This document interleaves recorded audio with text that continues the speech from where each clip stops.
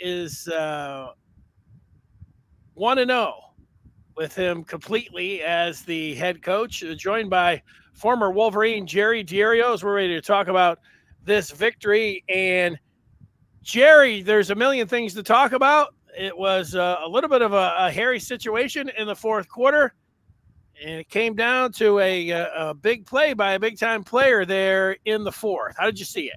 Well, you mess with the bull too long, you get the horns, and that's what they did at the end. They went after Johnson all night long, and they got a couple, missed a throw for a touchdown. It could have been a big game changer, but they went after him, and he made him pay at the end. There's a lot of things to talk about tonight. Obviously, I thought defensively we showed up like anticipated. A couple things I was disappointed defensively, but all in all, what I anticipated. Offensively, it took a half to get moving, and I think we found our ground game. I think we're going to be fine on the ground, and we'll go from there. Denny, you go from there. Pretty wild strategy if you're Fresno State to say, let's go after the number one corner. But they were having a lot of, I say a lot, there was a number of different plays that they went out there. He had a near interception in the first half, and then he got beat, and he could have got beat for a touchdown if the throw and catch were right there. Yep. Also, and then they were continuing to do it. What about that strategy? If you're sitting over there and you say, is this one of those things like you say, hey, if we can't beat their best player, let's go right at him, show them we mean business. Obviously, that was part of the game plan, and it almost worked. Denny, what do you do against Michigan's defense? The thing that concerned me the most tonight about our defense was the lack of rotation at the 1 and 3 techniques. The spells for Graham and Grant. We know Benny can play. We know he can get out there. But I was disappointed Etta didn't get out there in one of those positions, or a couple other guys. With that said, you can't. I mean, it's you're rolling the dice trying to run the ball on us, because you're going to end up usually 2nd and 9, 2nd and 8, something like that behind the chain. So what do you do then? You I don't know. What do you try to do? Short passes? You try to go after Johnson. Real risky. Almost worked a couple times, but at the end, a typical Michigan defensive performance, giving up only 10 points. I thought it was risky the way Michigan approached the game. It felt like it was an exhibition game or a spring game, or like the NFL has their preseason games. That's the way it looked a little bit in the first half. Look, we've talked about a quarterback rotation, and they had one. It was a different looking one, that orgy coming in at all kinds of different places, but going with a rotation of the defensive backs, the one series you're thinking, all right, Will Johnson's out. You're like, oh, that's not right news. Right. So then he's not another series. You think, well, he's probably hurt. Then they're like, Jair Hill's out too. And they're like, no, he's fine. They're just rotating him in there. That's, putting these guys in that kind of situation. That was a risky call. And I don't know if it didn't backfire on him, but what about that strategy from Sharon? Well, that's what I'm saying, Denny. I'm real surprised that we decided that our DBs were deeper there, and we have more of a rotation available in the secondary than we do up front. That was kind of disappointing to me. But it does show that we have some depth in the secondary. We can play with 6 and 8 guys in the secondary in that rotation. I just want to see a little bit more beef on the defensive line there. Guy got in, Roeder got in the mic, and that way he made a couple of nice plays. I liked what he did a couple of times. So we've got depth everywhere else. I'm a little bit discouraged about those two insides. Yeah, I'm going to go over to the offensive side.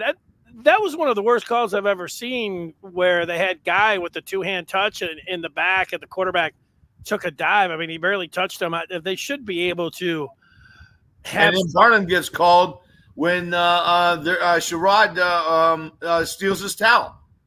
on the same play. So he gets we get 30 yards in penalties, and we still end up getting a pick six. So that's the way the defense got that sudden change and got it back for us.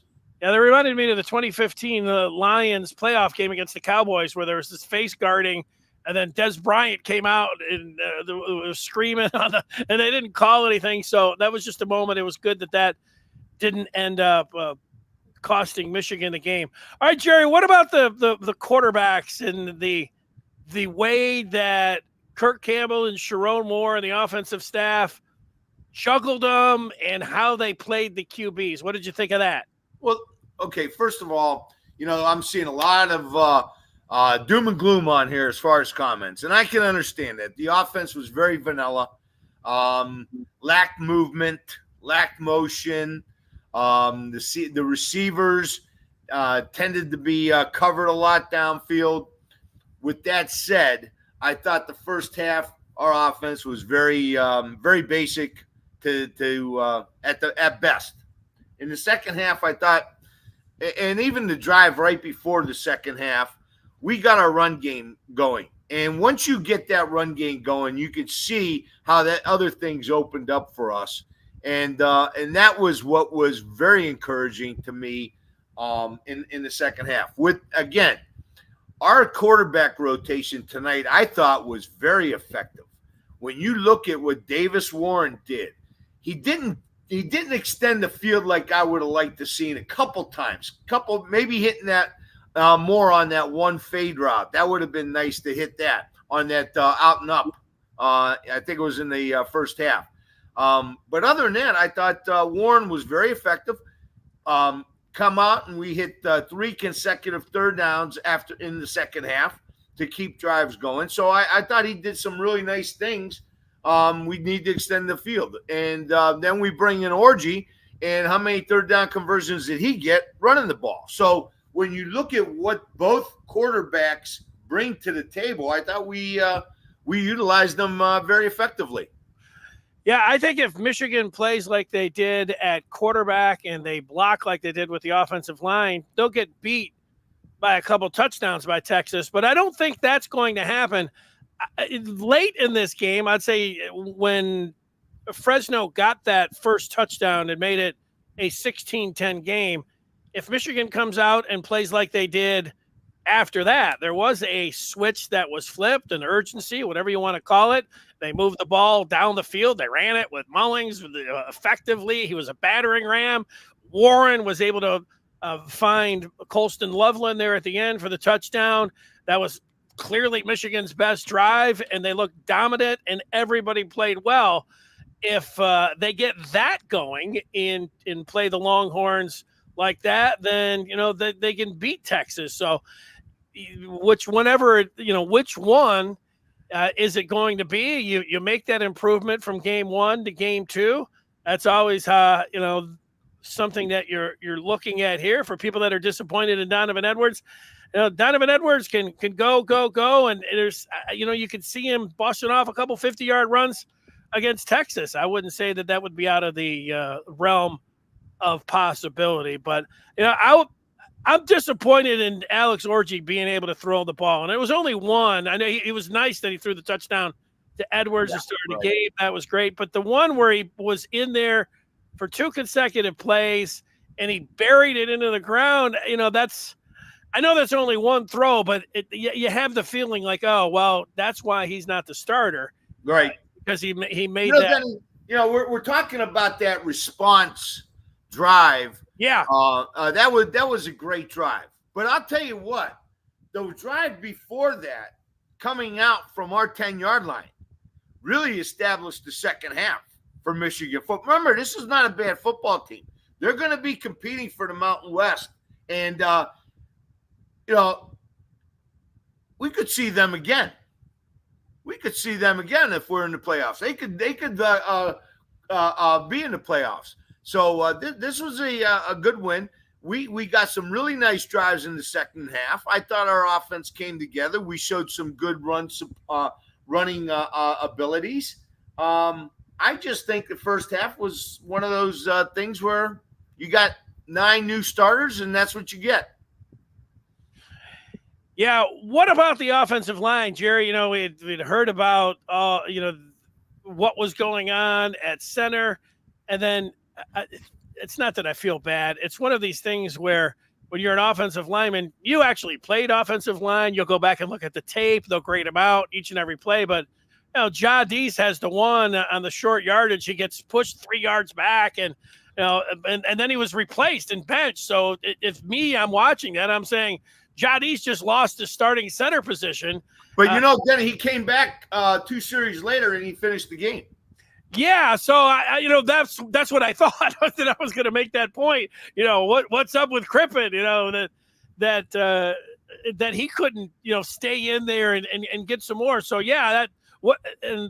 that play right there though will jump out. And then I don't know, overall, until Mullings, the Orgy had a couple little splash plays here and there. Mullings kept working on him. And then of course he had that one drive where he was just running over guys who looked like Earl Campbell a little bit out there, which is encouraging heading into Texas week. But overall, how'd you feel about the offensive line? Denny, on that play, on that 3rd and 1, it was a huge play, and I'm not trying to make any excuses. The kid got under Guidis. I think the play should not be designed to go wedge right behind the center, because if you're going to get penetration, that's probably where it's going to come from. He's got to get the ball back to the quarterback and then get movement on somebody head up on him who's basically submarine and then getting underneath it.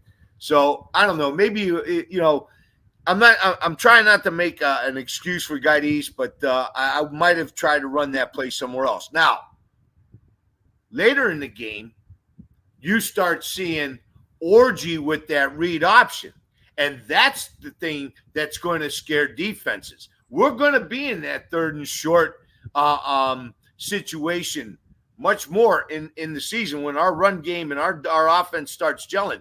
But now you're going to have to start accounting for that quarterback coming out the other end and not loading up that box, which is exactly what Fresno did. We just were going – everybody knew what the play was going to be. There was no threat for the read out the other end. Everybody was going to go down, and they found us at the middle, at the center, and that's where they made their push, and that's what stopped it. Offensive line play, I thought in the second half, they came out. They created a lot of holes. Mullins running hard. Edwards running hard. I'm kind of encouraged with our run game. I think our offensive line is going to be just fine.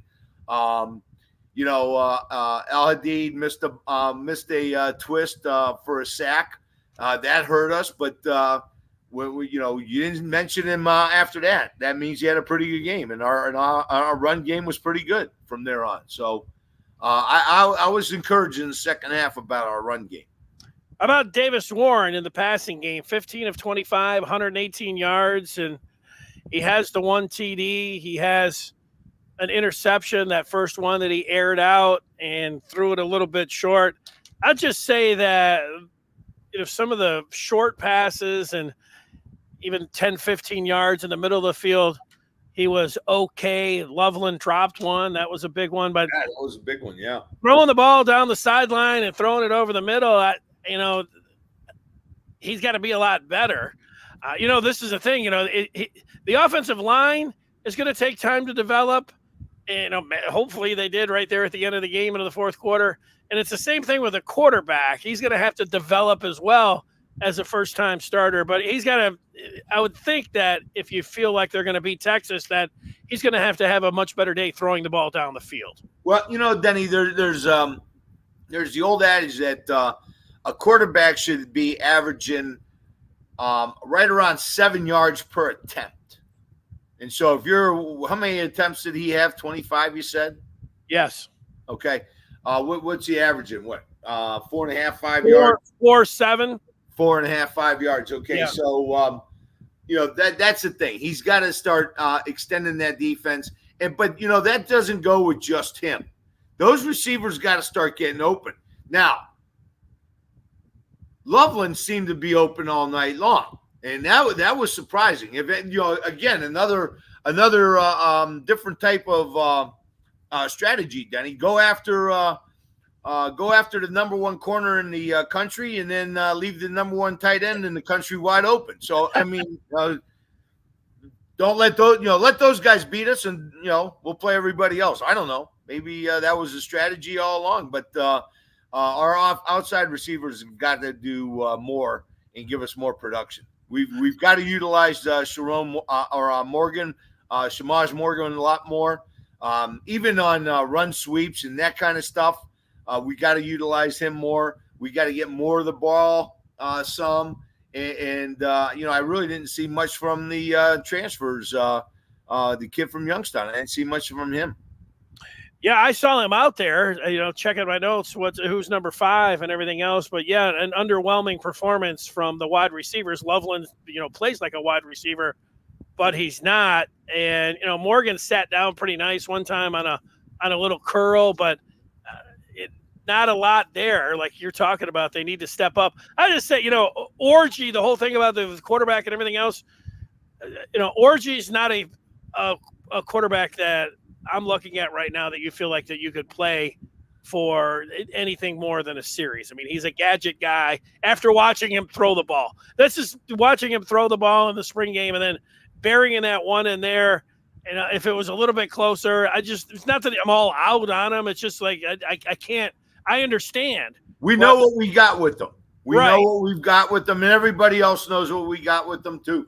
But you still have to. You still have to defend any kind of short little boot like the touchdown pass he threw, and you got to defend his hits coming out the other end. I mean, I think we get that 3rd and 1 if Orgy's in there and he reads that and comes out the other end. You're not going to be able to do that to Michigan anymore. Just load up that middle and try to penetrate. The other thing is. And this was kind of disappointing. I wanted to see Klein out there more. And, I saw him come up with a couple blocks. Loveland come up with a couple blocks. I think Klein might be an answer to extend the field a little bit more, too. I think, that's somebody you can get the ball up to and let him go get it.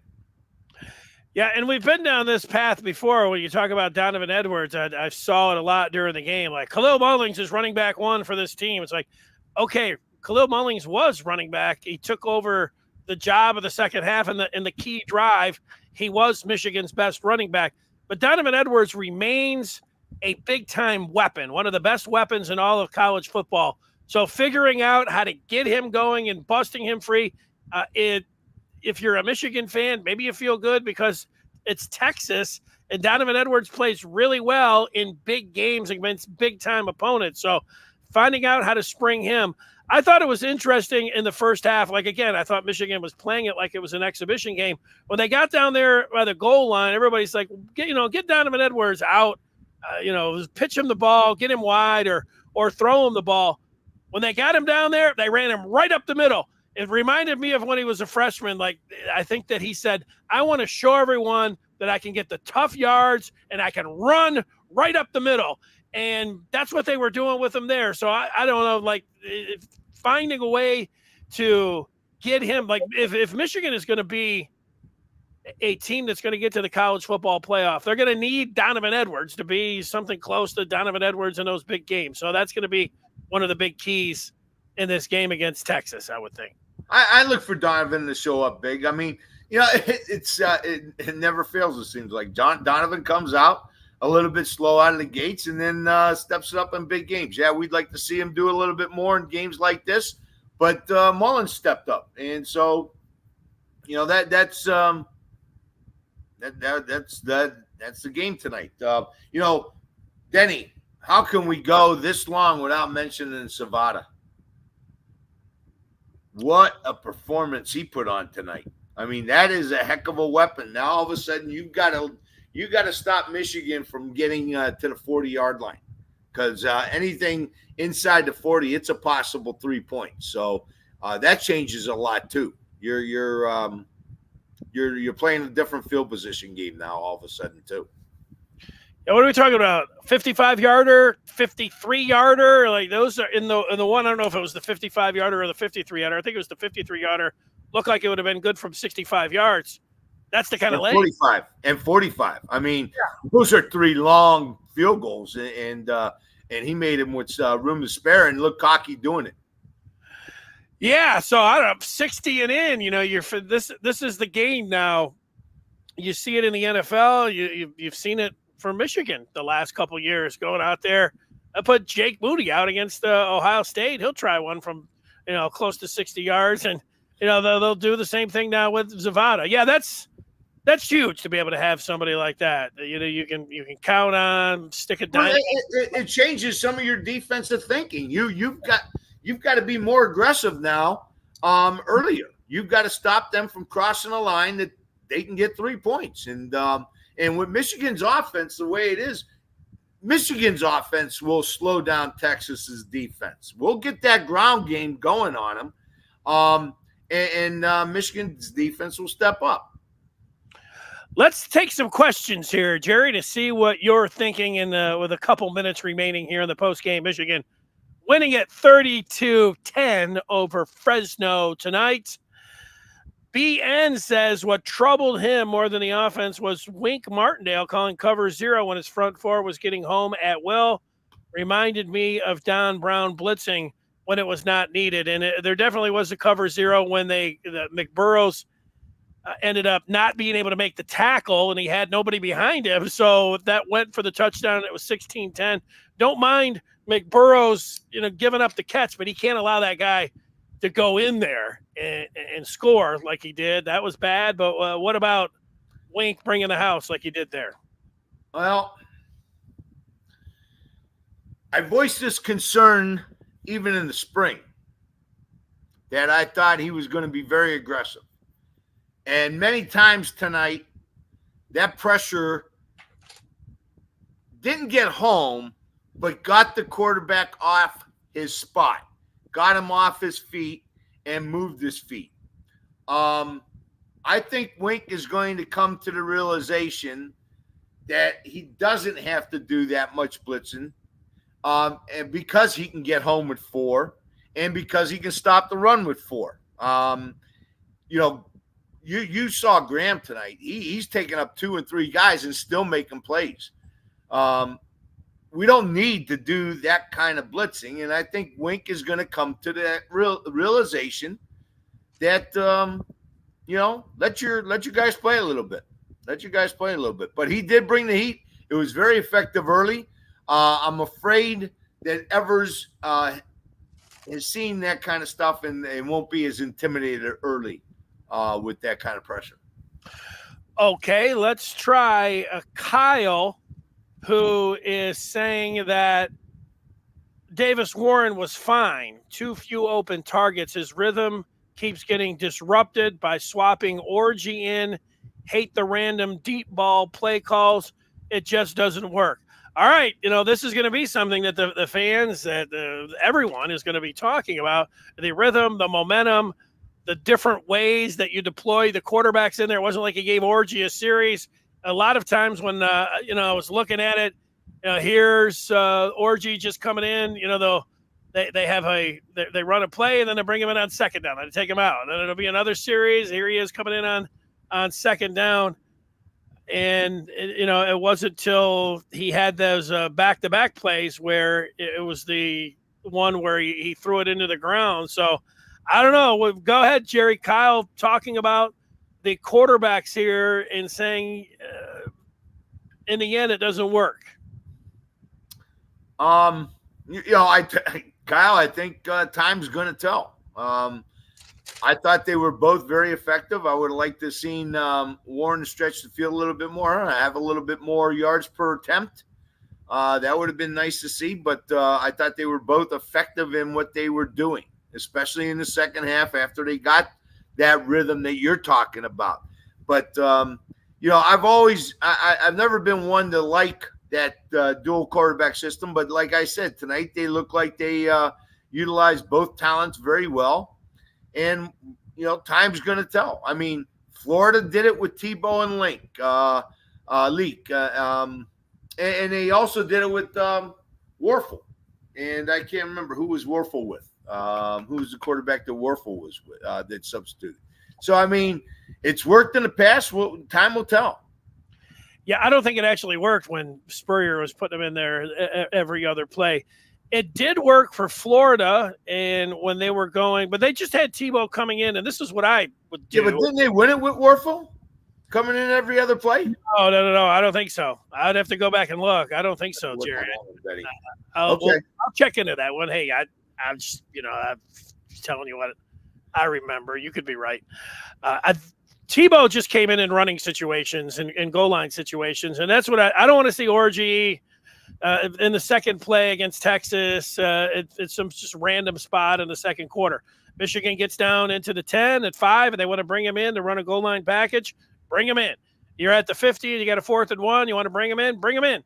But do not just be, sprinkling them in, randomly. I know they've got some kind of rhyme or reason that they're doing it, try to, keep people off balance, but there is a rhythm to me and a momentum that you have with your quarterback.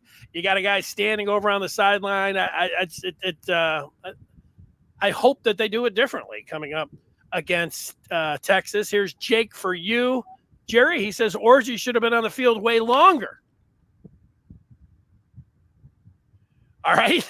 We got Dave saying our kicker may have to win a game for us if he wants to beat Texas. I think you're good with that. Here's more people talking about that cover 0.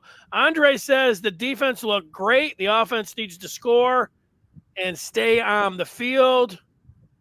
Here's big in the second half, I thought. Yeah. How about the defense was way too aggressive? Did you think that was the case? On the cover 0, you didn't like that one. I get that part. I thought he brought a lot of pressure tonight, and I'm a little bit concerned.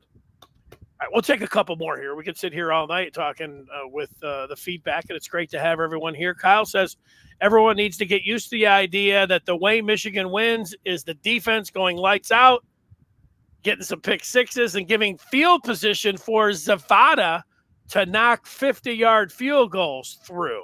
Does he have a point there? Oh, I think it's been evident for 3 years. There's been many a time where Michigan defense has stepped up in big games and did just enough. Here's Barry adding to our collection for when we get to 5,000 subscribers, the party that I'm going to throw with the money that is collected here. So if you are watching this for the first time and you're not a subscriber, get on in and then stay tuned for our big party that I'm going to be throwing out there, at least to get together to watch some football, which sounds like a lot of fun. Barry saying that we are now Iowa, apparently. Bad offense, great defense, and a tight end. Jerry, your thoughts on? I think we got to. I think we got to go a little bit further in the season before we start saying that kind of stuff. I'm with you on that. Mark says old 99. Is that who you were spotlighting, Jerry, yesterday? The defensive tackle looked fantastic. Any eligibility left? That was one of them. The one kid I forgot to mention was the transfer from SC. I mean, this kid was a top 3 recruit a few years ago, and SC got him, and he transferred over to Fresno. Again, this was no slouch team.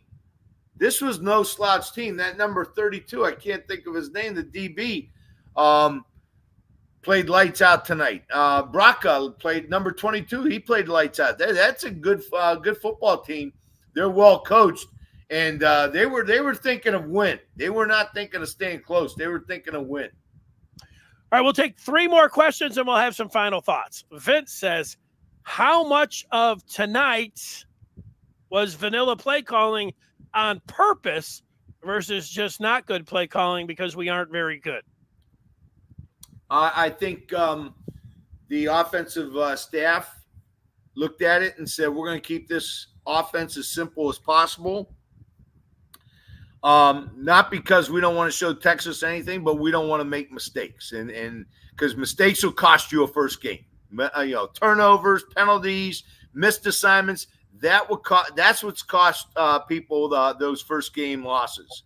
When you can minimize those mistakes, Keep your errors, your unforced errors in check. That you'll win games. But I think the offensive staff looked at a very young offense and said, let's keep it simple and get a W. Two more before we get the final thoughts coming in. And Kyle says, it's not about Donovan Edwards doing good or bad. He needs a gap. Mullings is a run-through bodies kind of back. Edwards is a find-the-seam kind of back. Our offensive line is not moving the defense enough. Do you think that's a fair point? No, I'm going to go against you on the offensive line. Like I said, in that second half, I saw some creases. We saw Mullins get a 20.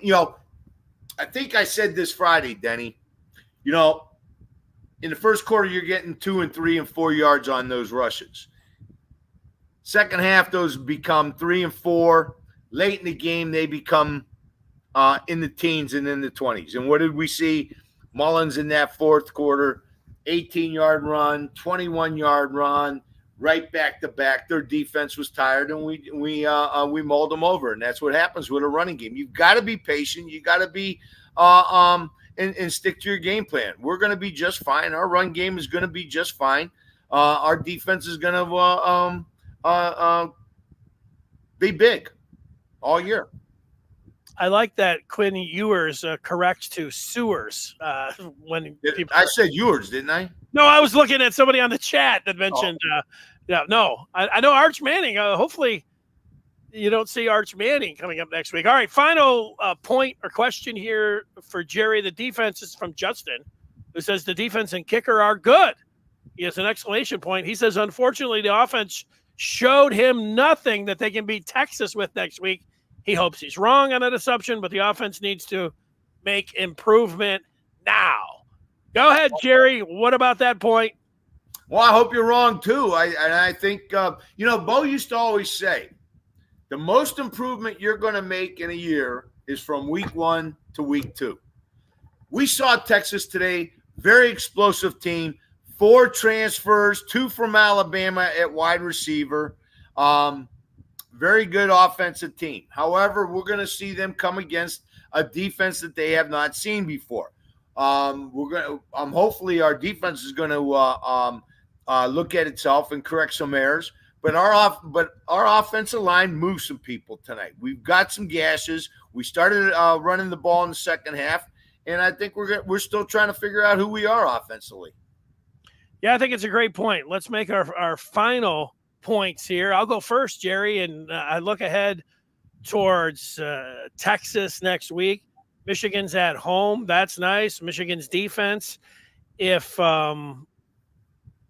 they can play with their starters, which I think we're not going to see any more rotations with the defense after this one. That was a little bit wild to me to see the secondary being rotated like it was in the first half, but I feel like the defense and obviously Zavada makes you feel really good about what Michigan has with their kicker and their defense. And Davis Warren, he's not going to be J.J. McCarthy. J.J. McCarthy wasn't even J.J. McCarthy at first. So, expecting Warren to see the field and unleash all these passes right on the receivers, I think that's going to take time to develop.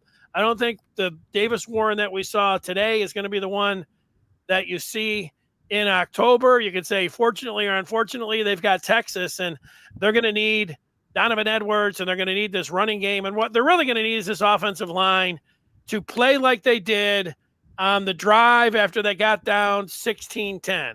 And, yeah, Mullings was a big part of that.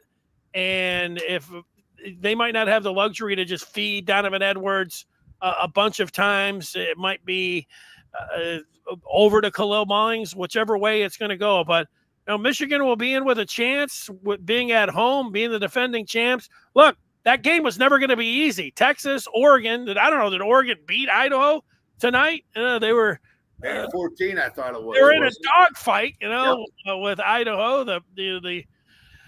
But then Ohio State. They need to get one of those. And they still have a shot, to do that. That's how I see things, Jerry. What about you? I agree totally, Denny. I'm we're 1-0. We beat a good Fresno team that's going to be competing for the Mountain West championship. That's what their goal is, and if they win it, they'll be in the playoffs. I understand. So we beat a good team. Davis Warren hit some big passes for us. He didn't lay an egg at all. I mean, I thought he was very effective. I'd like to see him stretch the field a little bit more, like I said earlier, but I thought he was very effective. Made some nice plays, and Loveland dropped one. It would have upped his average a little bit. So we had a couple drops. We're going to see some improvement from our receivers, I hope, going into next week. And I think our run game is going to continue to improve, and our defense is going to start learning a little bit more about itself as well. Jerry, great job tonight. Thanks for staying up late. 30-10, Michigan wins it. As you said, they are 1-0, and they will play Texas coming up next week. Great job, and we'll talk with you next week here on the Maize and Blue Review. Have a great night, Denny. Hail to the victors.